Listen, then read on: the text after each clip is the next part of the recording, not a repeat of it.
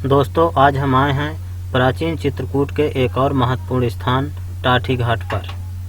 यहाँ पर हम विभिन्न संतों की कुटिया एवं संतों के दर्शन करेंगे जो यहाँ युगों युगों पहले से तपस्या करते आ रहे हैं। आज भी आपको संतों की सैकड़ों कुटिया देखने को मिलेंगी। चलिए जानते हैं क्यों साधु संत इसी जगह तपस्या करने के लिए आते हैं। टाठी घाट के बारे में कहा जाता है कि यहाँ तपस्या करने वाले संतों को गंगा मैया कभी सोने की थाली में भोजन दिया करती थी, इसलिए इस जगह को टाठी घाट कहते हैं। वैसे तो संतों की कुटिया जंगलों के अंदर हैं, परंतु यदि आप गंगा नदी के तट पर आएंगे तो आपको कई संत स्नान वगैरह करते हुए मिल जाएंगे। दूर दराज से संत आकर टाठी घाट में रहकर तपस्या करते हैं। यहाँ तपस्या करने वाले संतों का मानना है कि आश्रम में कभी साधना सफल नहीं हो सकती, इसलिए उन्होंने एकांत का चयन किया है।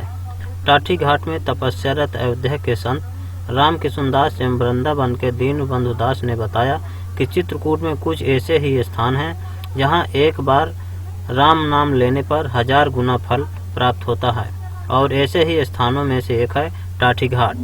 संतों ने हमें बताया कि वे कभी भिक्षा मांगकर तो कभी भक्तों द्वारा दिए गए भोजन प्रसाद से उदर पूर्ति करके दिन रात भजन करना यहाँ रहने वाले संतों की दिनचर्या है।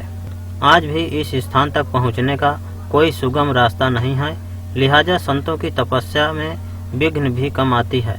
तीर्थ क्षेत्र के जो जानकार भक्त हैं वही इस दुरूह क्षेत्र तक पहुँच पाते हैं।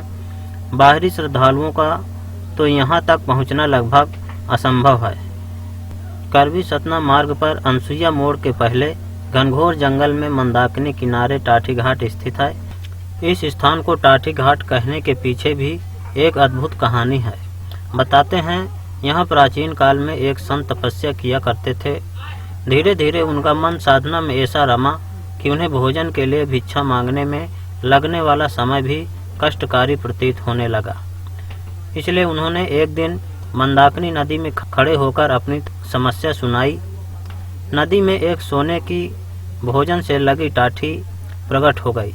आवाज़ आई, पात्र में ले लो और थाली वापस कर दे। नित्य इसी तरह थाली आपके लिए आएगी, इससे आपकी साधना में कम विघ्न पड़ेगा।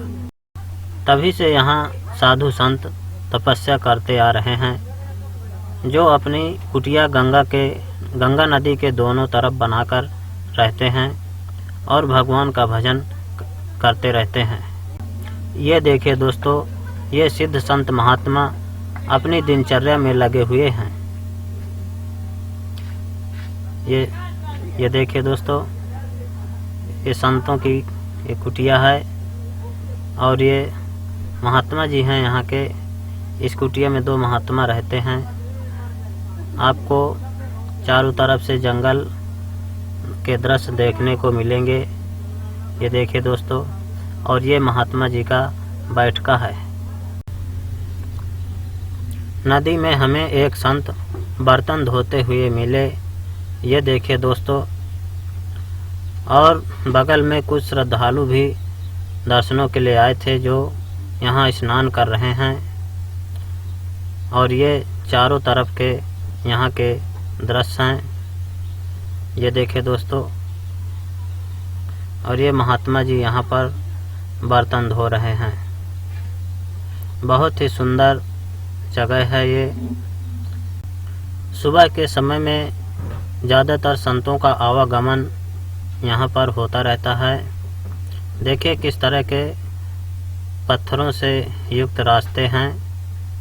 ये देखिए, इस तरह के रास्तों से संत अपनी कुटिया में आते जाते रहते हैं। देखिए दोस्तों, ये संतों की एक कुटिया है। यहाँ पर आपको कच्ची व पक्की दोनों तरह की कुटिया देखने को मिलेंगी। ये कुटिया के महात्मा जी हैं। ये देखिए दोस्तों, दर्शन करिए महात्मा जी के।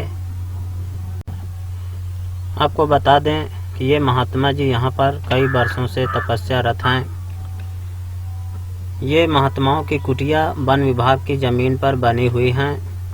जब एक महात्मा कुटिया खाली करके चले जाते हैं तो दूसरे महात्मा उसी कुटिया में आकर रहने लगते हैं।